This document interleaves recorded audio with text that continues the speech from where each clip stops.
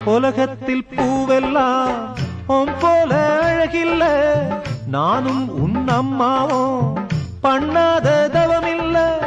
தென்பாண்டி மன்னவனோ முழுகித்தான் முத்தெடுத்தான், தேனே உன் அம்மாவோ முழுகாம முத்தெடுத்தா. கண்ணே தெய்வம் கண்டேன் உந்தன் கண்ணே சந்நிதி, ஓ முத்தம் பட்டு எச்சில் பட்டா கொஞ்சம் நிம்மதி.